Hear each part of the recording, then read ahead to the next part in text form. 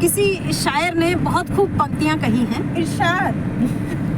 तोड़ के इसको बरसों रोना होता है और दिल मिट्टी का एक खिलौना होता है। बहुत खूब, बहुत खूब। और महफिल में सब हंसते गाते रहते हैं, वाह तन्हाई में रोना धोना होता है। क्या बात। वाह वाह वाह। देखिए कविताओं की गली में चलेंगे ना तो आपको अलग अलग शेड्स, अलग अलग मूड दिखाई देंगे। तो शायर ये कहता है कि तन्हाई में रोना धोना होता है। अक्सर आदमी जब अकेले होता है तो वो नेगेटिव थॉट्स ले आता है और रोना धोना उसके अंदर चलने लगता है। वो चीज़ें याद आने लगती हैं जो उसको काट रही होती हैं, चुभ रही होती हैं। ठीक। और दूसरा शायर क्या कहता है?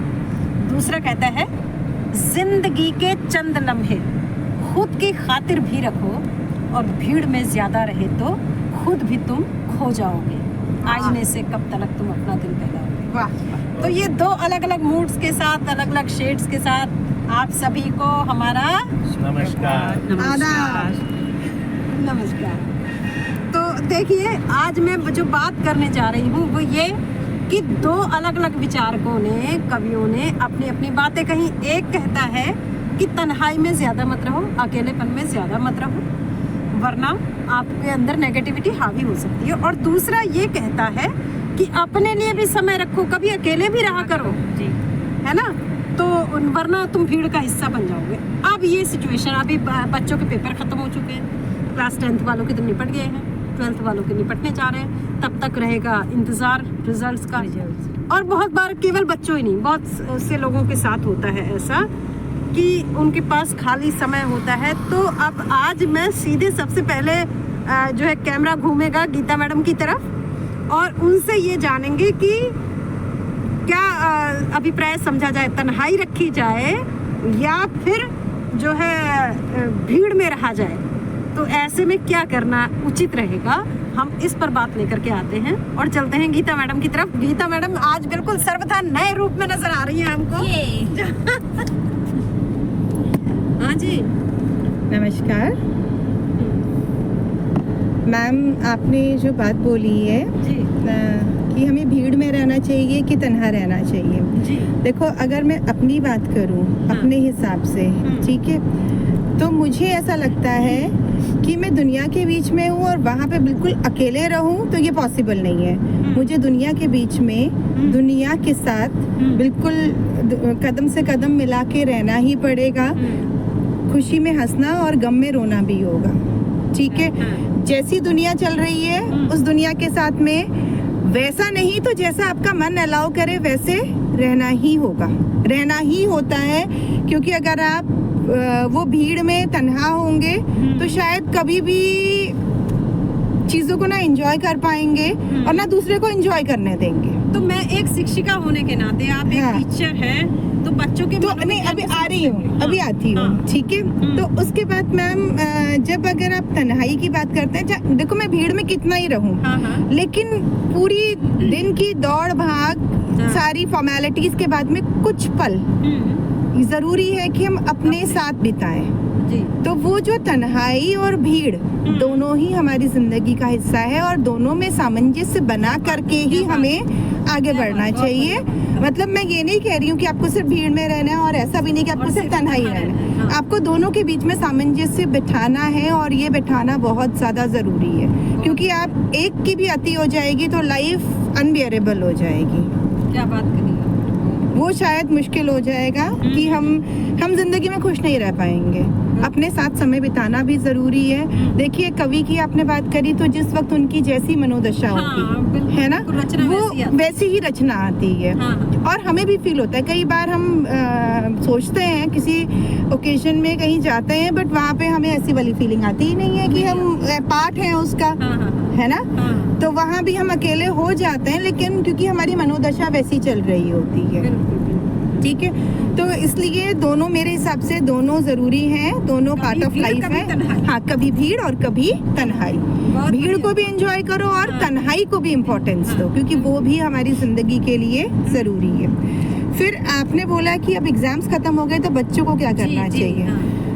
बच्चों, ये वक्त वो वक्त है जिसका आपने पूरा इंतज़ार किया है। हमने वो जो पूरे एग्जाम्स जब हम अपने टाइम पे देते थे तो उस वक्त क्या था कि एग्ज़ाम्स के बाद में immediately after exams classes start नहीं होती थी। अगर हमारे एग्ज़ाम अप्रैल में ख़त्म हुए तो जुलाई में जाके क्लासेस स्टार्ट होती थी, और वो जो 2-3 महीने का वक्त मिलता था, बाय गॉड वो हमारा होता था best time of the life वाला उस वक्त का, क्योंकि वो 3 महीने आप पूरा एंजॉय कर रहे होते थे। आप अपनी हॉबीज़ को कैरी कर सकते हो, आपके मन में जो चीज़ें मतलब आपको मन था ना कि मुझे ये करना है वो करना है, वो सब आपको नानी दादी बुआ फूफी जिसके घर जाना है, मासी के घर, आप वहाँ जाइए, आप अपनी हॉबीज़ को पूरा कीजिए, ठीक है। आप अगर किसी बच्चे के मन में ऐसा था कि मुझे ब्लॉग्स बनाने हैं, मुझे वीडियोस बनानी है, तो वो भी करो, ये टाइम है। और सबसे अच्छी चीज़ है जो मैं आपको सजेस्ट करूँगी कि इस पूरे टाइम में से अपनी रीडिंग के लिए कुछ टाइम निकाल लीजिए। ये नहीं कह रहे कि पढ़ाई करो, कि आपने भी 10th के एग्ज़ाम दिए हैं तो 12th की पढ़ाई 11th की पढ़ाई शुरू कर दो, या 12th के दिए तो आप ग्रेजुएशन की, हाँ 12th के दिए तो आपको अपने एंट्रेंस एग्ज़ाम की, इन सब की प्रिपरेशन भी करनी होगी। बट अगर आपने 10th के दिए तो ये टाइम है आपके पास में। और 12th वाले भी बेटा थोड़ा सा आप अपना टाइम दे करके रीडिंग के लिए, आपको जैसी किताबें पसंद है आप वैसी किताबें पढ़िए, 1 पढ़िए, 2 पढ़िए, 3 पढ़िए, क्योंकि वो आपको ज्ञान तो देगी, आपकी वोकैबुलरी इंक्रीज करेगी। और जब आप हिंदी या अंग्रेजी में चीज़ें लिखते हैं ना, आप जितना पढ़ते हैं वो आपके दिमाग का भोजन होता है, वो आपको अच्छा अपने आप को एक एक्सप्रेसिव वे में इम्प्रेसिव वे में एक्सप्रेस करने का तरीका है देगा। तो फिर रीडिंग को मत छोड़िए, ज़रूर रीडिंग करिए, और बाकी आपका टाइम है, एंजॉय कीजिए, बहुत अच्छे से एंजॉय कीजिए। बहुत बढ़िया। इसको घुमा दीजिए कन्याल सर की ओर में, कन्याल सर के विचार सुनेंगे इस बारे में। जी जी, नमस्कार मैम, और नमस्कार सभी को, और हमारी पूरी टीम की ओर से नमस्कार। आज का जो टॉपिक मैम ने दिया है वो ज़बरदस्त है कि हम लाइफ में अकेले रहें या लोगों के बीच रहें, और उससे जीवन में क्या इम्पैक्ट पड़ता है, बात इसकी है जी। मैं तो ये कहूँगा कि सबसे पहले एक वर्ड्स है इसके लिए, वो है स्वप्नदर्शी। नाम सुना है कभी? ड्रीमर जी। सबसे पहले है कि क्या आप जीवन में एक ड्रीमर हैं? आप सपने देखते हैं, सपनों को लिखते हैं। अगर आप सपने देखते हैं, सपनों को लिखते हैं और सपनों के बारे में अपने विचार रखते हैं, तो निसंदेह आपको ये जो मैम का प्रश्न था कि जो है आपको अकेला रहना चाहिए या लोगों के बीच, इसका उत्तर स्वयं मिल जाएगा। अगर आप एक बिग ड्रीमर हैं, बड़े स्वप्नदर्शी हैं, आप सपने देखते हैं और जीवन को ढालना चाहते हैं सपनों के अनुरूप, तो निसंदेह आप लोगों के बीच रहेंगे। और जब आप लोगों के बीच रहेंगे तो कभी कभी आपको ऐसा लगेगा कुछ समय कि आप यार ये चीज़ें मुझे तन्हाई से भी मिल सकती है, यानी एकांत में रहने का।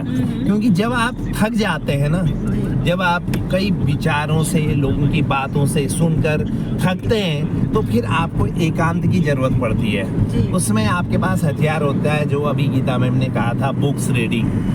आप उसको एकांत में ही कर सकते हैं। अकेलेपन जब होता है, जब भी कभी ऐसा होता है, तो आप किताबों को पढ़िए जब भी आपको लगता है, जब आपको लगता है कि, और नहीं तो आप हमेशा लोगों के बीच रहिए, समाज के बीच रहिए। जब आप लोगों के बीच रहते हैं, समाज के बीच रहते हैं, तो आप सीखते हैं। लर्निंग तभी होती है और उससे नए नए अनुभव प्राप्त होते हैं। आगे जीवन को खुशनुमा बनाने के लिए माहौल क्रिएट होता है लोगों के बीच। हम परिस्थितियों, क्योंकि किताबी ज्ञान अलग है, प्रैक्टिकल अलग चीज़ है। जब हम लोगों के बीच जाते हैं तो सिचुएशन जो बनती है, हम उसके अनुरूप अपने को ढालते हैं, और वो ढालने की कला ही सबसे बड़ी चीज़ है। कहते हैं ना, जैसा बाजा बज रहा हो, डांस वैसा ही होना चाहिए। अगर हम वैसा डांस नहीं करेंगे, उस टाइप का डांस नहीं करेंगे, तो लोग जो देखेंगे उस डांस को तो उन्हें अजीब लगेगा। इसलिए ये बिल्कुल निसंदेह मैम, ये तो एक सिक्के के 2 पहलू हैं कि एकांत, और ये वो सिचुएशन बताती है, जैसे कि अभी गीता मैम ने कहा था कि परिस्थितियाँ ऐसी बनती है कि आपको लोगों के बीच रहना होता है, परिस्थितियां ऐसी बनती हैं कि आपको एकांत रहना पड़ता है। लेकिन मैं यही कहना चाहूँगा हर बच्चे से, आज तो आपके पास एक समय था हम लोगों का जब हमारे पास पढ़ने के लिए बहुत कम बुक्स, एक चंपक किताब, हम नंदन चंपक एक मैगजीन हुआ सुपर करती कमांडो ध्रुव, नागराज, आर्ची, टीके नैन्सी, ड्रू, फेमस 5, सीक्रेट 7, बिल्कुल बिल्कुल कई ऐसी बुक्स और कॉमिक्स हैं जो हम बचपन में पढ़ते थे। लेकिन आज मैं यही कहूँगा हर बच्चे से कि आज ये है कि दुनिया कर लो अपनी मुट्ठी में। आज आपके हाथ में पूरी दुनिया है। बात ये है कि आप सपने क्या देख रहे हैं, उसके अनुसार वो टेस्ट जो सपने आप देख रहे हैं फ्यूचर में अपने को ढालने के, इस दुनिया में अपने को अपना वर्चस्व बनाने के लिए, अपने को स्टेब्लिश करने के लिए, वो सब आज आपके पास है। पहले उसको आइडेंटिफाई कीजिए, उसके बाद उस फील्ड में इंटरेस्ट जगाइए। और इंटरेस्ट जगाने के लिए ये ज़रूर है कि आज आपके पास मीडिया है, उसका भरपूर सदुपयोग कीजिए, दुरुपयोग नहीं, क्योंकि वो समय की भी बर्बादी है। मेन है समय की बर्बादी। आपका अगर समय इम्पोर्टेंट जो आज का समय है वो अगर बर्बाद हो गया, निसंदेह मानिए दोबारा वो समय नहीं आएगा, कभी नहीं आएगा। इसलिए आज जो है आप मीडिया का पूरा यूज कीजिए। अकेला नहीं है, आज कोई बंदा अकेला नहीं है, आपके साथ मीडिया है, हर फन उसके अंदर है, हर नॉलेज उसके अंदर है, हर एंटरटेनमेंट उसके अंदर है। आप उसका इंटरेस्ट जगाइए बेहतरीन चीज में और उसको लिखिए और उसको अपने जीवन के लिए स्टेप बाय स्टेप आगे बढ़ने के लिए वहाँ से प्रेरित होइए। और बस मैं इतना ही कहना चाहूँगा कि लोगों के बीच जरूर रहिए, लोगों से कटिए मत। जिस दिन कटेंगे आपको फिर एकांकीपन इतना एक समय के लिए तो ठीक है, लेकिन एक समय बाद आपको फिर वो इतना असहज लगेगा कि आपको खुद ही लगेगा यार ये तो मैं कहाँ जाना चाह रहा था और किस डायरेक्शन में चले गया हूँ। तो थैंक यू सर, बहुत उपयोगी बातें आपने बताई। तो इसी कड़ी को कुछ नए और आगे बढ़ाते हुए हम चलते हैं, कुछ नया सुनेंगे। पूजा मैडम के पास आते हैं, उनके अपने विचार होंगे। हाँ जी पूजा मैडम। नमस्कार। मैम ने भी बहुत अच्छी बात बताई, सर ने कुछ नया बताया और बहुत अच्छा लगा सुन के। और मैम ने जैसे बताया कि टाइम है आपके पास, नानी के घर जाओ, दादी के घर जाओ, तो ये वहाँ भी जाओ, एंजॉय करो खूब, क्योंकि इसके बाद फिर क्लासेस शुरू हो जाएगी, फिर पढ़ाई शुरू हो जाएगी, तो इतना टाइम कहाँ होता है। यही टाइम होता है कि एंजॉय, फुल एंजॉय कीजिए अपनी लाइफ बहुत अच्छे से। जैसे सर ने बताया कि फ़ोन का मिसयूज़, अभी टाइम है तो फ्री टाइम है, बच्चे बस फ़ोन पे ही लगे होंगे जी कि अब 3 महीने हैं, आराम से फ़ोन चलाओ, उसके अलावा कुछ नहीं। तो फ़ोन भी अपने टाइम के अनुसार अपना कुछ सीखें उसमें। और सबसे ज़्यादा मैं कहूँगी कि इस टाइम है अभी आपने 12th के बाद क्या करना है, आपने कुछ ना कुछ सोचा होगा कि मुझे ये करना है 12th के बाद, तो उसकी तैयारी अभी से शुरू कर दीजिए। जैसे आपने कुछ भी कोर्स करना है या आगे क्या करना है, तो उसको अभी से, अगर ठीक है आप सोच रहे हैं कि मैं कंप्यूटर कोर्स करूंगी या फिर कुछ भी, तो अभी से उससे स्टार्ट कर दीजिए। ये टाइम है, 1-2 घंटा उस चीज़ को भी दें कि जैसे आप उसमें एडमिशन लें तो हमें थोड़ा जानकारी पहले से होनी चाहिए उस चीज़ की कि हाँ ये मैंने थोड़ा पहले सीख लिया या फिर मैंने जानकारी प्राप्त कर ली इस चीज़ के बारे में। Thank you. जो मुझे पूजा मैडम की बातों का अर्थ समझ में आ रहा है वो ये समझ में आ रहा है कि थोड़ा एकांत इसलिए रखिए कि आप अपने आप को रीड कर सकें कि आपको किस में इंटरेस्ट है और फिर उस इंटरेस्ट को आप आगे बढ़ाएं, है ना। जो आपने कहा कि तैयारी कर लें, तो वो आप तैयारी, क्योंकि भीड़ में रहेंगे तो माइंड डाइवर्ट रहेगा, आप समझ नहीं पाएंगे कि क्या करना है। इसको देखेंगे तो उसकी तरह, उसको देखेंगे तो उसकी तरह। तो इसलिए थोड़ा एकांत रखिए, यही कहना चाह रहे हैं शायद आप कि थोड़ा एकांत रखिए कि खुद को हम पढ़ें और बाकी समय फिर एंजॉय कीजिए। जैसा गीता मैडम कह रही थी, इधर भी जाइए उधर भी जाइए, एंजॉय कीजिए, क्योंकि यही टाइम है। हाँ, पेपर के बाद रख के नहीं आता है, थोड़ा सा माइंड जो होता है ना वो फ्रेश, शांति की एग्जाम खत्म हो गए, अभी कुछ नहीं है, बस रिजल्ट का वेट करना है।